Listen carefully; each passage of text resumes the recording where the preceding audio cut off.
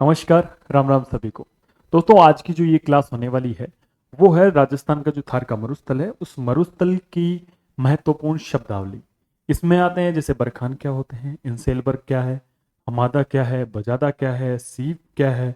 इस तरह की जितनी भी चीज़ें जो कि थार के मरुस्थल से रिलेटेड चीज़ें हैं, जिनके बारे में डिटेल में क्वेश्चंस पूछे जाते हैं। अब चाहे पटवार हो, वीडियो हो, या फिर हो फोर्थ ग्रेड की वैकेंसी, राजस्थान जीके में ये टॉपिक काफ़ी इंपॉर्टेंट होता है। तो ध्यान से इस वीडियो में आज हम सारी चीज़ें क्लियर करने वाले हैं। चलिए दोस्तों, ये क्लास शुरू करते हैं। मरुस्थल के से संबंधित महत्वपूर्ण शब्दावली और स्थान, इसके बारे में डिटेल से पढ़ेंगे। अच्छा, ये जो क्लासेस हम कर रहे हैं इसके अंदर हम क्लास भी कर रहे हैं, थ्योरी प्लस क्वेश्चन, उसके दोनों चीज़ों को हम साथ में लेकर चल रहे हैं। सबसे पहली चीज है इर्ग। काफी बार एग्जाम में पूछा गया वो सवाल है, इर्ग क्या है? तो इर्ग का मतलब सीधा सीधा है कि रेतीला मरुस्थल, यानी पूर्णतः जो रेत से ढका हो। ये फोटो देख लो, ऐसे पूरी तरीके से जो रेत से ढका हो वो जो मरुस्थल है उसको इर्ग कहते हैं।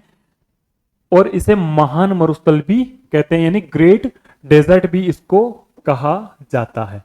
ग्रेट डेजर्ट भी इसको कहते हैं भाई। नामकरण कहां हुआ? देखो, सबसे बड़ा दुनिया का जो मरुस्थल है सहारा, उसमें इर्ग कहते हैं, और तुर्किस्तान में इसी इर्ग को कोडर्म कहते हैं। ये शब्दावली है, इंपॉर्टेंट है। तुर्किस्तान में इसको कोडर्म कहते हैं, सहारा में इसको इर्ग कहते हैं। जलवायु जो यहाँ की है, जहां एकदम पूरा रेत से ढका हुआ मरुस्थल है, वहां की जलवायु अत्यंत शुष्क होती है। न्यूनतम वनस्पति होती है, वनस्पति ना के बराबर ही मान के चलो यहाँ होती है। स्थान कहाँ है? राजस्थान में इर्ग कहां पर पाए जाते हैं? तो राजस्थान में जैसलमेर में सबसे ज्यादा इर्ग क्षेत्र है। चलो आगे चलते हैं। अब आता है हम्मादा। स्टार लगा दो हम्मादा के बारे में। देखो, आपको डिफरेंस समझना है कि हम्मादा क्या होता है, इर्ग क्या होता है। इनमें डिफरेंस समझना बहुत जरूरी है। यहां इस पिक्चर में आपको दिख रहा होगा, ये पथरीला सा जो मरुस्थल है, इसमें पत्थर दिख रहे होंगे। मरुस्थल है लेकिन ये पथरीला मरुस्थल है, इसीलिए इसको क्या कहते हैं? हम्मादा कहते हैं। कठोर चट्टानों, छोटी पहाड़ियों और चूने युक्त धरातल का क्षेत्र, बालू का स्तूप, टीला मुक्त। इसमें टीले नहीं है, जैसे देखते हैं ना टीले नहीं है, लेकिन समतल जमीन है। पर यह है क्या? मरुस्थल का ही पार्ट है। पथरीला मरुस्थल, इसको सीधी भाषा में कहें तो इसको पथरीला मरुस्थल कहेंगे हम। सीधी भाषा में पथरीला मरुस्थल मतलब हम्मादा। जैसलमेर में कहां पाया जाता है? जैसलमेर के आसपास पाया जाता है, पोखरण में पाया जाता है, फलोदी में पाया जाता है और बालोतरा में। तीन जगह देख लो, पोखरण, फलोदी और बालोतरा। ये ट्राइंगल देख लो, फलोदी, पोखरण और बालोतरा के अंदर क्या पाया जाता है? हम्मादा। तो हाँ, अगर हमें ये पूछ लिए कि हम्मादा कहाँ कहाँ पाया जाता है, तो हम बोल देंगे बालोतरा में, फलोदी में और पोखरण में। तीनों में क्या पाया जाता है? हम्मादा, यानी कि पथरीला मरुस्थल। फोटो देखकर आपका क्लियर हो रहा होगा। अब आता है रेग। तीन प्रकार के मरुस्थल अपन ने देख लिए। तीसरा है मिश्रित मरुस्थल, रेग। बालू रेत के साथ साथ छोटे मोटे कंकड़ भी पाए जाते हैं। पहला हमने पढ़ा कौन सा? महान मरुस्थल इर्ग, जिसके अंदर ओनली बालू बालू, मिट्टी मिट्टी थी। दूसरा जिसमें पथरीला ज्यादा था। तीसरा मिश्रण है दोनों का। इसमें क्या है? बालू रेत के टीले भी हैं और मोटे कंकड़ भी पाए जाते हैं। कहाँ कहाँ है भाई? बाड़मेर में है, बालोतरा में है, जालोर में है, सांचौर में। अब देखो, बाड़मेर जहां आता है वहां बालोतरा भी आने लग गया है, क्योंकि बाड़मेर से ही बालोतरा बना है। जालोर जहां है वहां सांचौर भी आ रहा है। टिक्कर, झुंझुनू और जैसलमेर, यहां क्या पाया जाता है भाई? रेग, यानी मिश्रित मरुस्थल पाया जाता है। एक चीज मैं आपको बता दूं कि वीडियो की हमारे यहाँ टेस्ट सीरीज चल रही है, 20 टेस्ट है। पटवार की टेस्ट सीरीज चल रही है, 20 टेस्ट है। प्राइस 399 है। बाकी अभी ऑफर चल रहा है, टेलीग्राम के माध्यम से आपको ऑफर भी पता लग जाएगा।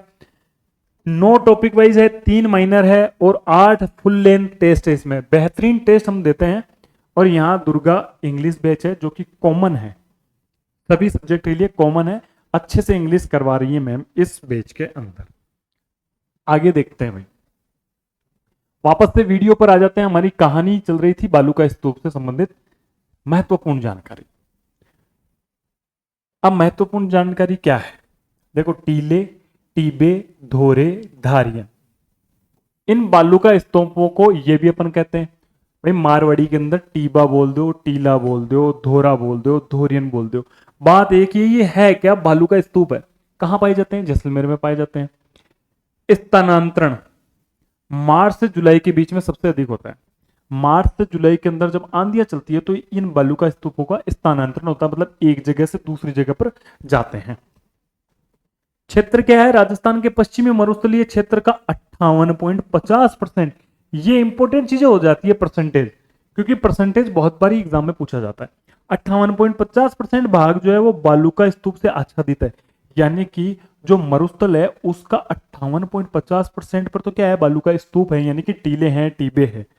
लेकिन जो बच गया कितना? 41.50%, इस ये क्या है? बालू का स्तूप रहित या बालू का स्तूप मुक्त, यानी कि इसमें जो है बालू का स्तूप नहीं पाया जाता है। ये इतना परसेंट है भाई। सबसे ज्यादा जो बालू का स्तूप कहां पाए जाते हैं? तो वो चूरू जिले में पाए जाते हैं, टीले, टीबे। ठीक है। सभी प्रकार के बालू का स्तूप कहां पाए जाते हैं? यानी कि वहां बरखान भी होगा, अनुदैर्य भी होगा, अनुप्रस्थ भी होगा, सीप भी होगा, ये और क्या बोलते हैं उसका, हेयर पिन के जैसा भी होगा, पैराबोलिक भी होगा। ये सारे जोधपुर ग्रामीण में सारे प्रकार के मिल जाएंगे आपको। कहां? जोधपुर ग्रामीण क्षेत्र में। ठीक है भाई, क्लियर है? ये बालू का स्तूप होते हैं। यहां पिक्चर से अपने दिमाग में बिठा लेना कि ये बालू का स्तूप होते हैं। अच्छा, अब आते हैं बालू का स्तूप के जो प्रकार हैं, कितने प्रकार के होते हैं। सबसे पहला हम पढ़ेंगे अनुदैर्ध्य। अनुदैर्ध्य ऑब्लिक पवना अनुवर्ती, यानी कि पवन की दिशा में बनने वाले। अनुदैर्ध्य मतलब सीधे पवन की डायरेक्शन में ही बनने वाले बालू का स्तूप को क्या कहते हैं? सीधी सीधी सी बात है, देखो यहां हवा चल रही है, ये हवा है, विंड है, और इस विंड की जो डायरेक्शन है इसी डायरेक्शन में ये यहां पर बालू का स्तूप बन रहे हैं, सीधे के सीधे। इसको क्या कहते हैं हम? इसको ही कहते हैं अनुदैर्ध्य बालू का स्तूप या पवना अनुवर्ती बालू का स्तूप। इंग्लिश में बोले तो लॉन्गिट्यूडिनल ड्यून्स। पवन की दिशा के समानांतर है, यानी कि वायु की दिशा के समानांतर, जैसे वायु चलेगी वैसे ही क्या है?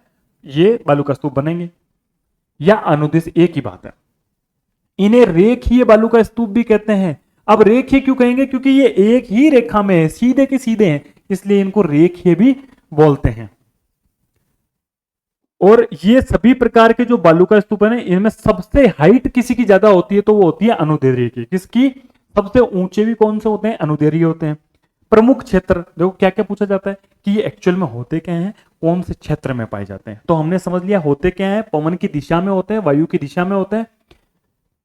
प्रमुख क्षेत्र कहां पाए जाते हैं? तो जैसलमेर, बाड़मेर, रामगढ़ जैसलमेर के दक्षिण पश्चिम में, बालोतरा, फलोदी और जोधपुर ग्रामीण, इन जिलों में ये पाया जाता है। कौन सा? अनुदैर्ध्य। सबसे ज्यादा ऊंचे होते हैं सभी बालू का स्तूपों में, तो 10 मीटर से लेकर 60 मीटर तक इनकी ऊंचाई होती है। सोच के देखो कितनी ऊंचाई है इनकी।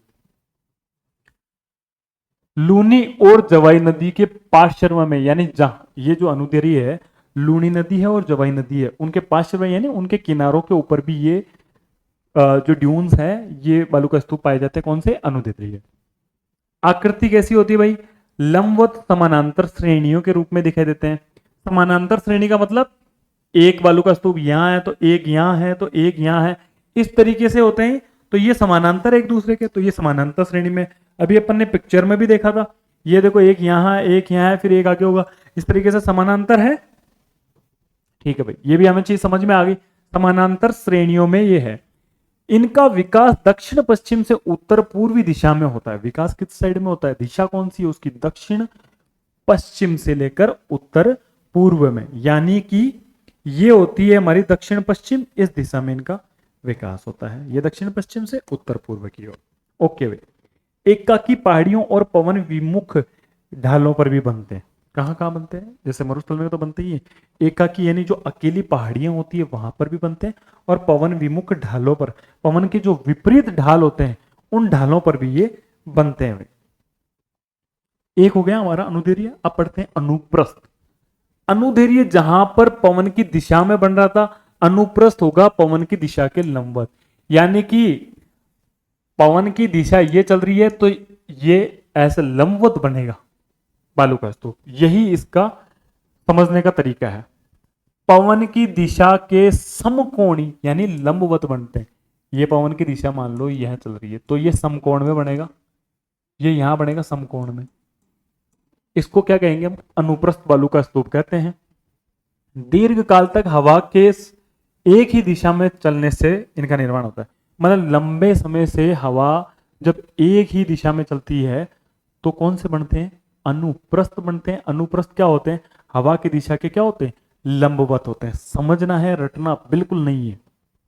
ये देखो फोटोज देख लो आप, ये हवा की दिशा है, ये हवा की दिशा के, ये लंबवत बना है।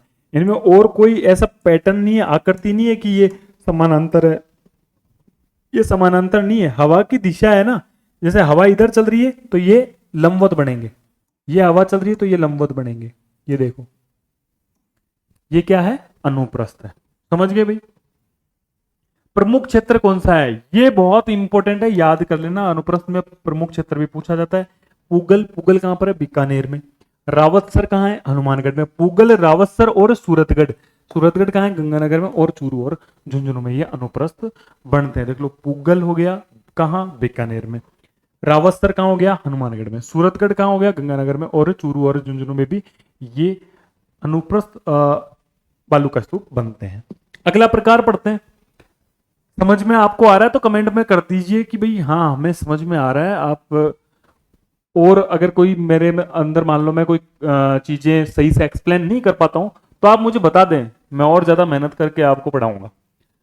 सबसे इंपॉर्टेंट आते हैं बालू का स्तूपों में बरखान। बरखान, इनको अर्धचंद्राकार बालू का स्तूप भी बोलते हैं। क्यों? क्योंकि इनकी आकृति आधे चांद की जैसी होती है। ये देखो यहाँ आकृति आधे चांद की जैसी आकृति है कि नहीं? तो इसको अर्धचंद्राकार भी कहते हैं। यहां अपन सारी चीजें देख लेंगे। ये यहां पर विंड डायरेक्शन है, विंड डायरेक्शन है यानी हवा की दिशा है। यहां कोण देख लो, इस तरीके से करके मैं एक बार पूरा डिजाइन करता हूं। इस शेप का ये बालू का स्तूप होता है। सबसे अधिक गतिशील है ये बालू का स्तूपों में। सबसे ज्यादा अगर कोई गतिशील बालू का स्तूप है तो वो क्या है? बरखान है। एक क्या हो गया इसका कि ये अर्धचंद्राकार है। यहां तक चीजें पता लगी। नवीन है यानी न्यू बनते हैं ये, और रंध्र युक्त है यानी इनके अंदर क्या होते हैं? रंध्र भी होते हैं, तो रंध्र युक्त हो गए। वायु की तेज गति के कारण बनते हैं। पवनामुखी यानी सामने की ओर ढाल मंद होती है और उत्तल होती है।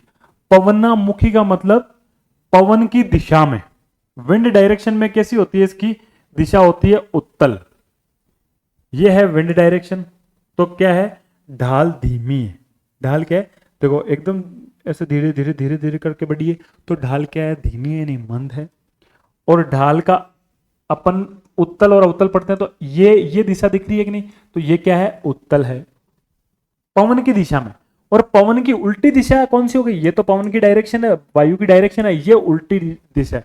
देखो जैसे हवा चली, यूं हवा चल रही है, इस तेज गति से हवा चल रही है, उसी के कारण ये धूल उड़ उड़ के यूं यूं जमा हो गई, ये जमा हो गई, ये जमा हो गई, और यहां अवतल बन गया। इस तरीके से ये बरखान बनते हैं। तो पवन की उल्टी दिशा में ये क्या है? इनकी अवतल है। देखो यहां पवना विमुखी यानी पीछे की ओर ढाल, तीव्र ढाल, एकदम से ढाल है। ये देखो एकदम से ढाल है ना, तीव्र ढाल का मतलब है ये एकदम से ढाल। यहां मंद ढाल है, ये तीव्र ढाल। समझ में आई? ये अवतल है, ये उत्तल है। पवन की दिशा ये है। समझ में आ रही है? ओके। राजस्थान के सबसे हानिकारक बालू का स्तूप भी इन्हीं को कहा जाता है, और मरुस्थलीकरण के लिए उत्तरदायी भी यही है। क्यों? क्योंकि ये गतिशील है, बढ़ते हैं आगे। तो मरुस्थलीकरण का मतलब यही तो है कि मरुस्थल एक जगह से दूसरी जगह तक फैलना। तभी तो मरुस्थलीकरण को बढ़ावा देने में सबसे ज्यादा यही उत्तरदायी कौन से? बरखान। स्थान कहां पर है? ये इंपॉर्टेंट है भाई। कहां कहां स्थानों कहां कहां पाया जाता है? तो भालेरी चूरू के अंदर, नीम का थाना देशनोक बीकानेर में, लूणकरणसर बीकानेर में, बालोतरा ओशिया जोधपुर ग्रामीण में, सूरतगढ़ गंगानगर में, जायल नागौर में, डीडवाना कुचामन में कौन कौन से पाए जाते हैं भाई? बरखान लगभग जो मरुस्थल का सारा हिस्सा है उसमें पाए जाते हैं। यहाँ जैसलमेर नहीं आ रहा है, लेकिन भालेरी चूरू, नीमका थाना, देशनोक, लूणकरणसर, बालोतरा ओशिया जोधपुर ग्रामीण, सूरतगढ़ और जायल नागौर और डीडवाना कुचामन। इनके अंदर बरखान पाए जाते हैं। तो बरखान आपको समझ में आया कि नहीं आया, ये बता देना मुझे। अब आता है अवरोधी बालू का स्तूप। देखो जब भी अपन ये पढ़ते हैं तो इस चैप्टर को क्या है कि मैक्सिमम लोग स्किप करते हैं क्योंकि कभी समझ में नहीं आता। आज हम इसको अच्छे से समझेंगे, आपको स्किप करने की कभी जरूरत नहीं पड़ेगी। अवरोधी जो बालू का स्तूप है, ये किसी अवरोध के नाम में ही चीजें देखो, किसी अवरोध के कारण, यानी कि मान लो कोई कोई पेड़ है, ये कोई पेड़ है या कोई झाड़ी है, उस झाड़ी के यहां धूल मिट्टी आई, उसके कारण कोई बालू का स्तूप बन गया, उसको अवरोधी, यानी किसी न किसी टकराव के कारण, किसी अवरोध के कारण कोई बालू का स्तूप बनता है, उसको अवरोधी बालू का स्तूप कहते हैं। तो किसी अवरोध के कारण उत्पन्न जमाव से बनते हैं। अवरोध क्या है? झाड़ियां, पेड़, भवन व पहाड़ी या अन्य स्थायी संरचनाएं। आपने कई बार देखा होगा कि कोई बड़ा किला है। फॉर एग्जाम्पल मैं आपको बता दूं कि आपने नाहरगढ़ का किला देखा है होगा, तो वहां जो पहाड़ी है, उस पहाड़ी के पास में भी क्या बना हुआ है? एक बड़ा सारा टीला बना हुआ है। तो वो अवरोधी बालू का स्तूप है। क्यों? क्योंकि वो जो पहाड़ी है, उस पहाड़ी अवरोध बनी है वहां पर, और वो मिट्टी आके जमा होगी और वो क्या बन गया? टीला। मैक्सिमम पहाड़ियों के पास में आपको टीले मिलते हैं और वो टीले अवरोधी बालू का स्तूप ही होते हैं। या किसी पेड़ के चारों ओर एक बड़ा टीला बन जाता है, वो भी अवरोधी बालू का स्तूप का प्रकार है। कहां कहां मिलते हैं भाई? पुष्कर में, बूढ़ा पुष्कर, नाग पहाड़, बिच्चून पहाड़। ये बिच्चून पहाड़ कहां है? दूदू। अगर आपको पूछ ले बिच्चून पहाड़ में कौन से बालू का स्तूप पाए जाते हैं, तो आप बिना सोचे समझे बोल देना अवरोधी। क्यों? क्योंकि वो पहाड़ है। जोबनेर, जयपुर ग्रामीण, सिक्कर की पहाड़ियां, जोबनेर की जो पहाड़ी हैं वहां पर भी क्या है? ये बालू का स्तूप है। छोटी पहाड़ियों के पास में ज्यादा पाए जाते हैं। ठीक है दोस्तों, आगे बढ़ते हैं। बालू का स्तूप के प्रकार अब आते हैं आकृति के आधार पर। वो थे आकार के आधार पर, अब आकृति के आधार पर अपन पढ़ लेते हैं। मतलब कोई आकृति, सीप, ये भी इंपॉर्टेंट है। सीप, सीप क्या है? एक प्रकार का बालू का स्तूप है। बरखान के समान होते हैं, लेकिन इनकी भुजा केवल एक होती है। होते तो ये बरखान के समान ही है, लेकिन इनकी जो भुजा होती है ना, वो सिर्फ एक भुजा होती है। ये देखो, ये सारे सीप है। क्या है? सीप है। बहुत सारी बालू का स्तूप इस फोटो में है, जो कि क्या है? सीप है। निर्माण है का कारण क्या है? पवनों की दिशा में परिवर्तन, यानी पवन कभी इधर चल रही है, कभी इधर चल रही है, कभी उधर चल रही है, कभी इधर चल रही है, तब ये बहुत सारी संख्या में ऐसे ड्यून्स पैदा हो जाते हैं, ऐसे बालू के स्तूप पैदा हो जाते हैं। इनको क्या कहते हैं? सीप कहते हैं। इनमें बरखान के जैसे ये होते हैं, लेकिन भुजा केवल एक होती है। Parabolic, most important. Parabolic, parabola आपने मैथ में पढ़ा होगा, पैराबोला। उस पैराबोलिक आकृति का ये ड्यून है। कैसे बनता है? ये देखो, विंड की डायरेक्शन है। ये जो अपने बरखान बनता है ना, बरखान का एकदम मान लो उल्टा है ये, एक तरीके से। बरखान में पवन की दिशा में मंद बनता है, यहां तेज स्लोप बना है, ये तेज स्लोप है और ये ऐसा स्लोप है। तो ये जो आकार है, ये किसका आकार है? पैराबोला का आकार है, इसलिए इसको क्या बोल दिया? पैराबोलिक बोल दिया। ये पैराबोलिक ड्यून्स है और ये विंड की डायरेक्शन है। ये वाली डायरेक्शन है विंड की, यानी हवा की डायरेक्शन। इसको पैराबोलिक को हेयर पिन या यू आकार का भी बोलते हैं, क्योंकि आप अगर देखोगे तो ये आकार जो है, ये देखो, ये यू आकार बन रहा है, इसलिए इसको यू आकार भी बोल देते हैं, हेयर पिन भी बोल देते हैं। बालों में लड़कियां जो पिन लगाती है यू आकार की, उसके जैसा ये कुछ दिखता है।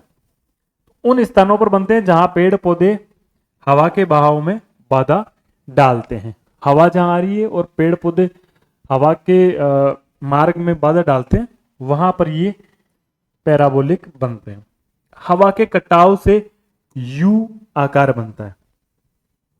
हवा जब काटती है ना यूं, ये एरो देखो, तो यू आकार बनता है इस हवा के कटाव के कारण। समझ में आई चीज? पूरे मरुस्थलीय क्षेत्र में पाए जाते हैं, हर जगह पाए जाते हैं। मरुस्थल जहां जहां, वहां वहां क्या है? पैराबोलिक। यानी अब ऐसा कहा जाए कि हमारा मरुस्थल जो है पैराबोलिक बालू का स्तूपों से पटा पड़ा है, यानी सब जगह फैले हुए हैं। ये कहते तो गलत नहीं होगा। अब आते हैं स्टार, यानी तारा बालू का स्तूप। अब ये देखो, जैसे पूरा स्टार तो नहीं बनता है, लेकिन ये देखो, ये स्टार जैसी संरचना दिख रही है यहां पर आपको। ये अगर यूं अपन इसको बनाए तो ये कुछ कुछ स्टार जैसा दिखेगा। अब आपको स्टार लग रहा होगा, तो ये स्टार जैसी संरचना बनती है इन बालू का स्तूपों की, तो इसलिए इनको क्या बोलते हैं, तारा बालू का स्तूप। तारे के आकार के होते हैं, हवा की दिशा बार बार बदलने से बनते हैं। जैसे सीप बनते हैं वैसे ये भी हवा की दिशा से ही बनते हैं। स्थान कहां है भाई, जैसलमेर में मोहनगढ़ और पोखरण दोनों जगह ही पाए जाते हैं।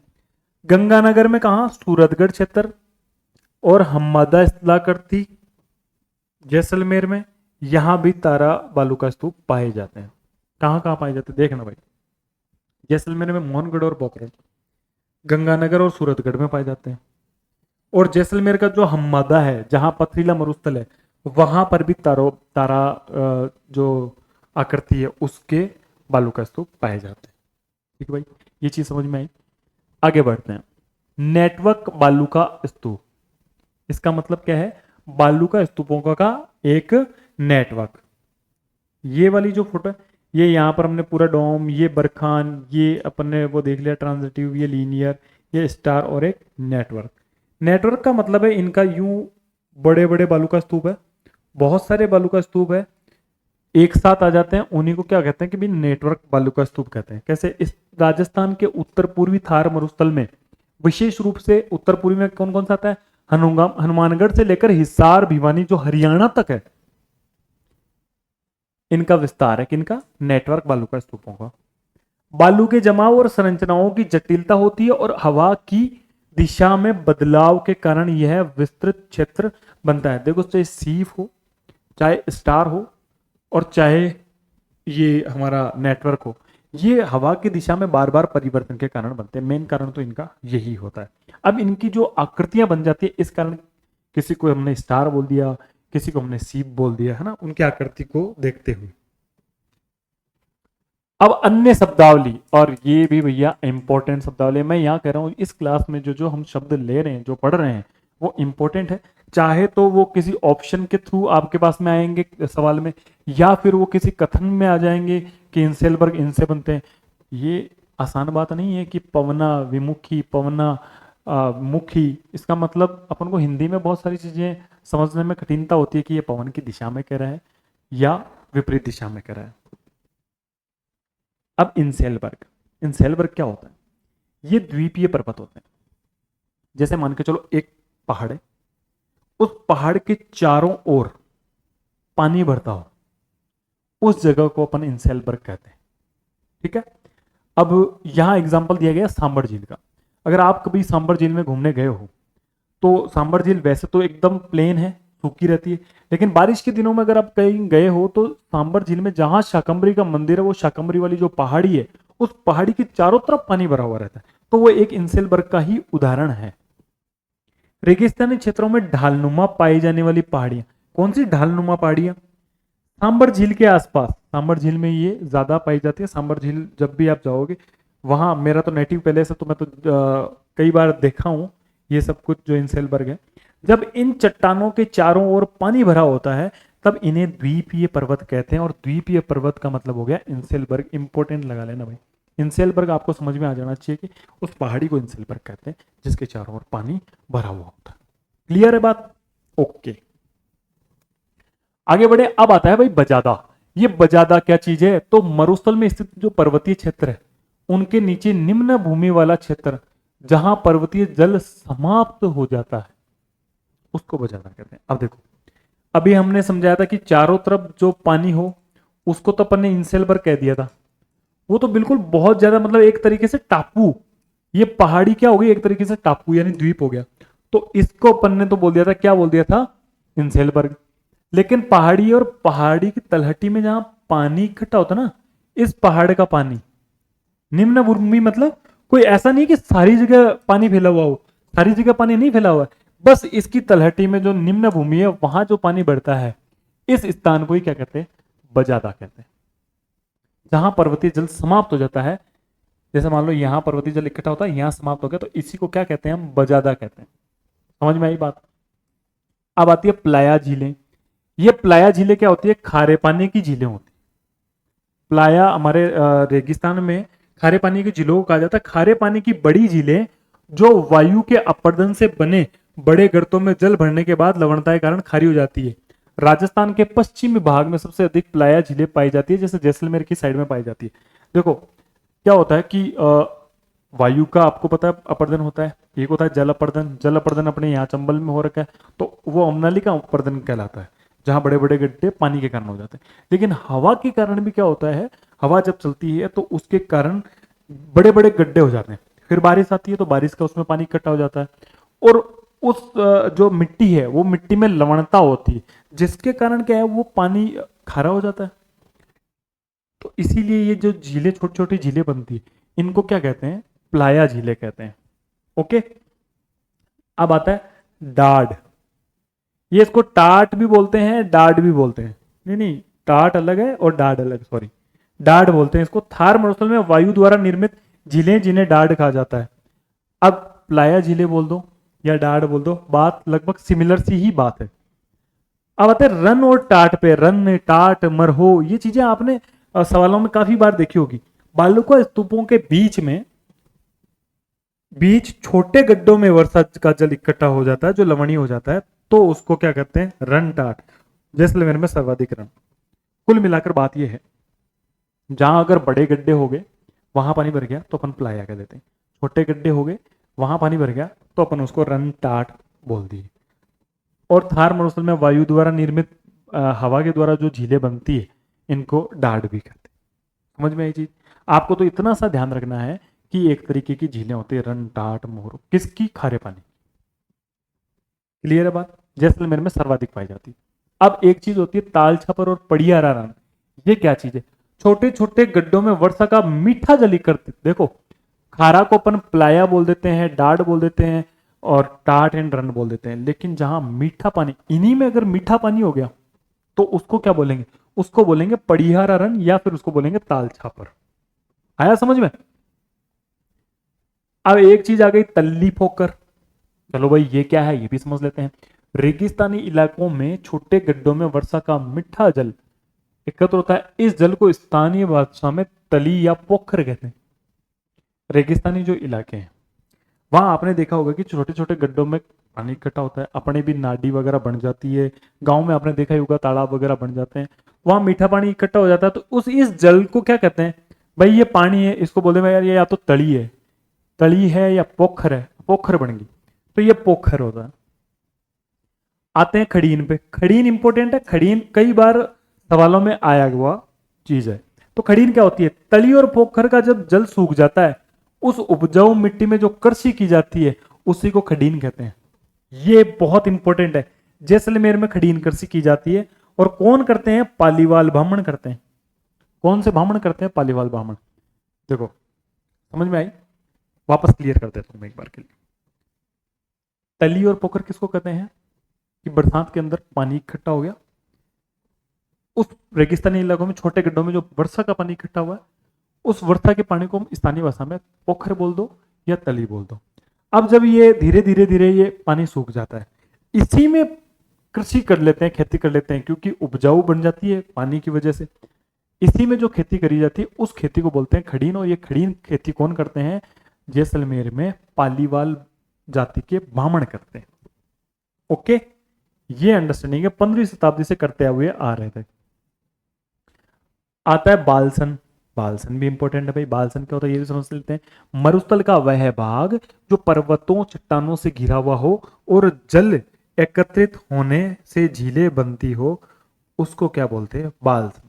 बालसन का मतलब है सांबर झील। देख, सांबर झील अगर किसने देखी हो तो वो भी मरुस्थल का पार्ट है। हमें पता है कि मरुस्थल किसका अवशेष है? तैतीस सागर का अवशेष है। कल पढ़ा था अपन ने, कल वाली क्लास में। तैतीस सागर का मरुस्थल अवशेष है, और सांबर झील भी 33 सागर का ही अवशेष है। तो एक तरीके से सांबर झील भी क्या है? मरुस्थल का ही पार्ट है। मरुस्थल का वह भाग जो इसमें पर्वतें और चट्टानों से भी घिरा हो और पानी भी इकट्ठा हो के वो झीलें बन गई हो, तो उसको क्या बोल देते हैं अपन? बालसन झीलें बोल देते हैं। तो सांबर झील किस झीलों की श्रेणी में आती है? तो वो आती है बालसन झीलों। ओके, अच्छा, अब हमारी ये क्लास तो आज की इंपॉर्टेंट जो शब्दावली है वो मैंने करा दी। अब अपन इससे संबंधित क्वेश्चन कर लेते हैं। देखो आज मैं जो अपन क्लास करा रहे हैं, इस क्लास में ऐसे मान के चलो कि थ्योरी प्लस क्वेश्चन बराबर गजब कॉम्बिनेशन, यही अपना कॉन्सेप्ट है। और ये कॉन्सेप्ट हम क्यों ले रहे हैं? इसलिए ले रहे हैं क्योंकि यही बेस्ट तरीका है किसी भी एग्जाम में फाइनल सिलेक्शन लेने का। बरखान क्या है भाई? अभी पढ़े थे। झीलें हैं क्या? नहीं है। डेल्टा है क्या? नहीं है। पहाड़ियां हैं क्या? नहीं है। सॉरी सॉरी सॉरी, रेत के टीले हैं। हो गया भाई, आगे बढ़ो। अगला सवाल देखते हैं। थार मरुस्थल के संदर्भ में पैराबोलिक क्या है? पैराबोलिक अभी आपको मैंने समझाया था कि पैराबोलिक बालू का स्तूप है। सबसे ज्यादा मरुस्थल के हर हिस्से में, पूरे मरुस्थल में ये बालू का स्तूप पाए जाते हैं। पैराबोलिक जो बालू का स्तूप है, इनका आकार परवलय के जैसा होता है, पैराबोलिक होता है, इसीलिए इनको पैराबोलिक बालू का स्तूप कहा जाता है। ये झील नहीं है, खड़ीन नहीं है, टांका भी नहीं है। एक चीज, निम्नलिखित में से कौन सा पश्चिमी राजस्थान में पाया जाने वाला बालू का स्तूप का प्रकार नहीं है? पश्चिमी राजस्थान में सीप पाई जाती है, पाई जाती है भाई। बरखान पाया जाता है, पाया जाता है। बजादा, अरे भाई बजादा कोई बालू का स्तूप थोड़ी है। बजा तो मैंने अभी बताया था कि बजादा क्या है। बजादा जो पहाड़ के नीचे जो पर्वतीय जल यहां समाप्त हो जाता है, जहां पर्वतीय जल समाप्त हो जाता है उस भूमि को बजादा कहते हैं, पर्वत की तलहटी के नीचे। तो बजादा ही इसका सही आंसर होगा। पैराबोलिक बरखान सीप तो क्या है? बालू का स्तूप का प्रकार है। निम्नलिखित में से कौन से बालू का स्तूप प्रचलित पवन की दिशा के समानांतर विकसित होते हैं? यानी कि जिधर विंड डायरेक्शन होती है उसके समानांतर होते हैं। तो मैंने आपको पैराबोलिक बताया था क्या? नहीं। बरखान पवन की दिशा के समान वो नहीं होते हैं, समानांतर नहीं होते हैं। सीप जो है, सॉरी सीप भी नहीं होते हैं, अनुप्रस्थ, अनुप्रस्थ बालू का स्तूप पवन की दिशा के समानांतर होते हैं।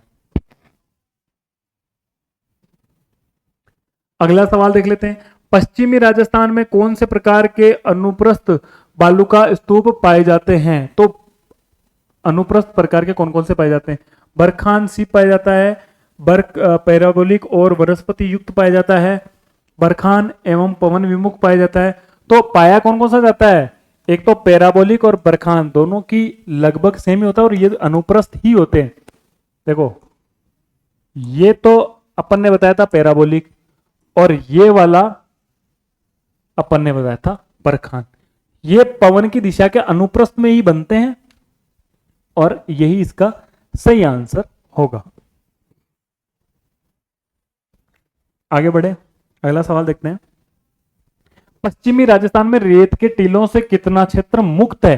देखो युक्त तो अपन को पता है कि कितना है, 58 पॉइंट कितना था, सॉरी 50 था, 58.50। वो तो युक्त था, वहां तो बालू का स्तूप थे। तो 41.5% या 41.50% क्या है? बालू का स्तूप से मुक्त है। तो यहां क्या हो गया? बी ऑप्शन हमारा सही हो गया। चंद्राकार बालू का स्तूपों को क्या कहा जाता है? बहुत ही सरल सा है, बरखान कहते हैं अर्धचंद्राकार को। अगला सवाल भी देख लेते हैं। अनुप्रस्थ बालू का टीले राजस्थान के किन जिलों में पाए जाते हैं या मिलते हैं? अनुप्रस्थ बालू का स्तूप कहां कहां मिलते हैं? तो जब अपन ने पढ़ा था जिले, तो बीकानेर और गंगानगर में क्या मिलते हैं? अनुप्रस्थ मिलते हैं। किसमें मिलते हैं? बीकानेर और गंगानगर में। तो ऑप्शन ए सही हो गया। सीप क्या है? तो सीप है एक, सीधा सीधा ही तो है सीप, तो अनुदैर्घ्य बालू का स्तूप। कौन सा है? अनुदैर्घ्य बालू का स्तूप है सीप। क्या मैं सही बोल रहा हूं? सीप अनुदैर्घ्य बालू का स्तूप यानी रेखीय है। ठीक है भाई, एक ही दिशा में बनते हैं। अगला सवाल है, राजस्थान में निम्नलिखित में से कौन सा एक बालू का स्तूप का प्रकार नहीं है? थली, बरखान, पैराबोलिक। देखो बरखान बालू का स्तूप है, ये बालू का स्तूप है, सीप भी बालू का स्तूप है, लेकिन थली क्या है? बालू का स्तूप नहीं है। थली किस क्षेत्र को कहते हैं? राजस्थान का जो हमारा नक्शा है इसमें दोस्तों ये मरुस्थल का उत्तर पूर्वी हिस्सा है, ये इधर हनुमानगढ़ वाला, और ये इस हिस्से को क्या कहते हैं? थली कहते हैं। ये उपजाऊ मैदान होता है, इस हिस्से को ही क्या कहते हैं, थली बोलते हैं। तो यहाँ थली बालू का स्तूप नहीं है, तो ऑप्शन ए ही सही हो जाएगा। आगे आपको हमारे 2 टेलीग्राम चैनल है, एक स्मृति कोचिंग क्लासेस के नाम से, एक लर्न विद रजनी के नाम से। अगर आपको इंग्लिश से संबंधित कंटेंट चाहिए तो वो आपको मिलेगा लर्न विद रजनी पे, और बाकी जीके से संबंधित जो भी कंटेंट आपको चाहिए वो यहाँ स्मृति कोचिंग क्लासेस के टेलीग्राम पे मिलेगा। आप भी इस टेलीग्राम चैनल को जरूर ज्वाइन कर लें। दोस्तों, अगर आज की ये क्लास आपको पसंद आई हो तो कमेंट जरूर कीजिएगा, क्योंकि मैं आपके कमेंट पढ़ता हूँ और उसके हिसाब से आगे क्लासेस में इंप्रूवमेंट भी करते हैं। आपको क्या चाहिए क्या नहीं चाहिए वो आप मुझे बताओगे तो ही मैं आपको इंप्रूवमेंट करके चीजें दे पाऊंगा। बाकी हमारा लक्ष्य सबका एक ही है मिलकर, कि हमें तो सिलेक्शन चाहिए, सिलेक्शन लेना है, इसी के लिए हम पढ़ते हैं। तो हम जो है आपको जो भी कंटेंट होगा वो एक तो होगा ऑथेंटिक कंटेंट होगा, एक हम बहुत लिमिटेड कंटेंट ही आपको पढ़ाने वाले हैं। ऐसा नहीं कि बहुत सारा ही आपको सब कुछ ही पढ़ा दिया तो आप कंफ्यूज हो गए, ऐसा बिल्कुल नहीं है। और अगर आप इस चैनल पर नए हैं तो इस चैनल को सब्सक्राइब जरूर कर ले। आपका सपोर्ट ही हमारा मोटिवेशन है। थैंक यू दोस्तों।